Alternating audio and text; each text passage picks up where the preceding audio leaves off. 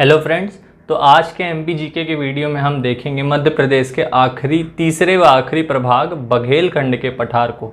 अब आप लोग ये सोच रहे होंगे कि बाकी पठार पहले विभाग के अंतर्गत थे, पर बघेलखंड का जो पठार था वो सिर्फ अलग से क्यों पढ़ रहे हैं। तो इसका उत्तर मैं आपको वीडियो के दौरान दूंगा, तो आप लोग देखते रहिए। तो शुरुआत करते हैं। तो सबसे पहले तो बघेलखंड का जो पठार है यह सोन नदी के पूर्व में स्थित है। कौन सी नदी? सोन नदी। मैंने आपको बताया नर्मदा सोन घाटी में कि नर्मदा नदी इधर निकलती है और सोन नदी यहाँ से निकलकर इस तरफ जाती है। तो सोन नदी के पूर्व में स्थित है। सोन नदी इधर जा रही है तो इसके पूर्व में इस तरफ, मतलब ये वाला इलाका सिर्फ इतना जो है, इतना ही नहीं है बघेलखंड का पठार। यहाँ से छत्तीसगढ़ जो लगा हुआ है, यहाँ पर भी बघेलखंड का पठार फैला हुआ है। तो ये आप लोग याद रखें कि जो बघेलखंड का पठार है वो सोन नदी के पूर्व में स्थित है, इसलिए और इसे बघेलखंड का पठार कहा जाए। जो भाग सोन नदी के पूर्व में स्थित है उसे बघेलखंड का पठार कहा जाता है। ये आप याद रखें। तो ये हो गया पहला पॉइंट। दूसरा पॉइंट देखें तो कर्क रेखा जो है इसे दो भागों में बांटती है। कर्क रेखा हम जानते हैं कि यहाँ से निकलती है लगभग, तो ये भाग जो है, ये जो कर्क रेखा है इसे दो बराबर भागों में काटते हुए निकलती है। तो ये एक पॉइंट आप याद रखें, ये परीक्षा में पूछा जा सकता है। उसके बाद इसकी जलवायविक कंडीशंस के बारे में पढ़ें। जलवायविक स्थिति कैसी है? तो तापमान जो रहता है वह लगभग 18 से 35 डिग्री के मध्य चलता है। यहाँ पर कितना?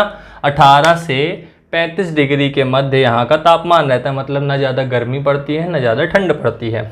अब वर्षा यहाँ बहुत अच्छी होती है, ये आप याद रखें। तो वर्षा जो होती है यहाँ 60 से 150 सेंटीमीटर के मध्य होती है, जो काफ़ी अच्छी गिनी जा सकती है। अब मिट्टी, ये इम्पॉर्टेंट पॉइंट है। यहाँ पर आप देखेंगे कि यहाँ सिर्फ लाल बलुई मिट्टी पाई जाती है। आपने बाकी प्रभागों में देखा कि काली मिट्टी की प्रधानता थी। बाकी विभागों में काली मिट्टी कहीं ना कहीं मिल रही थी, लाल पीली मिट्टी भी मिल रही थी, पर जो बघेलखंड का पठार है वहाँ सिर्फ लाल बलुई मिट्टी मिलती है। आपको काली मिट्टी भी लिखा हुआ मिलेगा, पर उसके कारण आपको इसका अंतर समझ में नहीं आ पाएगा। तो जो लाल बलुई मिट्टी है, इस कारण से ही इस पठार की जो संरचना है वो बिल्कुल बाकी प्रभागों से अलग मिलती है। इस कारण से इसे हम बिल्कुल अलग से पढ़ते हैं। तो ये आप याद रखें। तीसरा प्रभाग जो हम अलग से लिखते हैं बघेलखंड का पठार, इसे बाकी पठारों के अंतर्गत ना लेकर अलग से क्यों समझा जाता है? क्योंकि यहाँ पर मिट्टी जो है वह बिल्कुल अलग ही प्रकार की, मतलब इसकी जो संरचना है, आंतरिक संरचना है, वो बिल्कुल अलग है। अब आगे देखें तो नदियों में बीहड़ नदी, जोहिला और सोन नदी। बीहड़, जोहिला और सोन, ये तीनों नदियां यहाँ पर मिलती हैं। सोन नदी मैंने आपको बताया इधर से निकलती, तो इस कारण से इसे गिना जा रहा है। जोहिला नदी भी यहीं पे आसपास पे स्थित है, और बीहड़ नदी रीवा में बहती है, तो रीवा से आते हुए यहाँ पे भी बहती है। तो ये आप याद रखेंगे।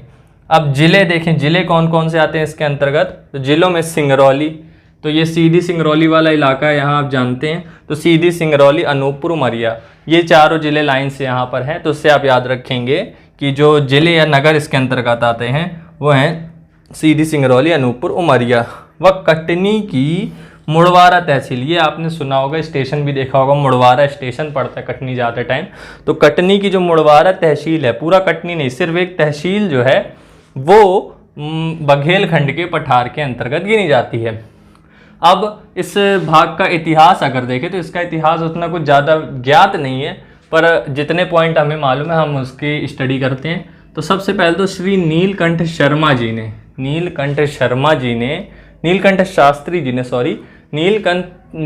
शास्त्री जी ने सिंगरौली को भारत की उपकरण परंपराओं में सोहन व चेन्नई का मिलन बिंदु कहा है। भारत में जो उपकरण परंपराएं हैं, भारत में उपकरण बनाने की जो परंपराएं हैं, उसके दो अलग अलग भाग हैं। एक भाग का नाम होता है सोहन परंपरा, एक का नाम होता है चेन्नई परंपरा। तो इन दोनों परंपराओं का जो मिलन बिंदु है, एक ये उत्तर की है और ये दक्षिण की है। तो जो उत्तरी परंपरा और दक्षिणी परंपरा है, उपकरण परंपराएं, तो उनका मिलन बिंदु जो है वो मध्य प्रदेश के सिंगरौली को कहा है। ये आप याद रखिए, यहाँ पर है सिंगरौली। अब उसके बाद एक और पॉइंट क्या हो सकता है? एक पॉइंट ये हो सकता है कि जो सोन नदी थी, सोन नदी, इसको हिरण्यबाहु व महानद सोन भी नाम से जाना जाता है। इन दो नाम, सोन नदी के पुरातन नाम भी आप याद रखें, ये भी परीक्षाओं में पूछा जाता है। तो हिरण्यबाहु व महानद सोन जो है वो सोन नदी के ही नाम हैं। इससे तो आपको समझ में आ जाएगा, पर हिरण्यबाहु नाम से आपको नहीं समझ में आएगा, तो आप याद रखें सोन का ही नाम है हिरण्यबाहु नदी। अब महानद सोन जो है यह महाभारत युग में कही जाती थी, इसे सोन नदी को महाभारत युग में महानद सोन भी कहा जाता था। तो ये एक पॉइंट हो गया। अब अगला पॉइंट देखें, आधुनिक इतिहास के, मध्य इतिहास के मध्य में 16वीं सदी में गुजरात के व्याघ्रदेव जो थे, गुजरात के व्याघ्रदेव, आप उनका नाम पढ़ेंगे, उनके अधीन ये क्षेत्र आया। मतलब वो गुजरात में शासन करते थे, उन्होंने शासन करते करते अपना शासन इतना फैला लिया कि ये इलाका भी उनके राज्य के अंतर्गत आने लगा। तो उसी कारण से इसे भी बघेल खंड, मतलब व्याघ्र से वघेल खंड बना था, वघेल खंड से बनते बनते ये बघेल खंड बोलचाल की भाषा में आ गया। तो आप याद रखें कि इसके शासन में, गुजरात के व्याघ्रदेव के शासन में आने के कारण इस प्रदेश का जो नाम है वो बघेल खंड पड़ा।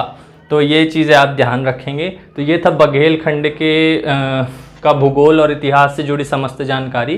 तो अब मध्य प्रदेश के प्राकृतिक विभाग ख़त्म होते हैं। अगले वीडियो में हम देखेंगे कि मध्य प्रदेश में अगला जो भी नदियां हैं, पर्वत देखेंगे, तो वो आप लोग देखिएगा। और तब तक आप लोग पढ़ते रहिए और इसी तरह आगे बढ़ते रहिए। तो मैं आपसे अगले वीडियो में मिलता हूँ, तब तक के लिए जय हिंद, जय भारत दोस्तों।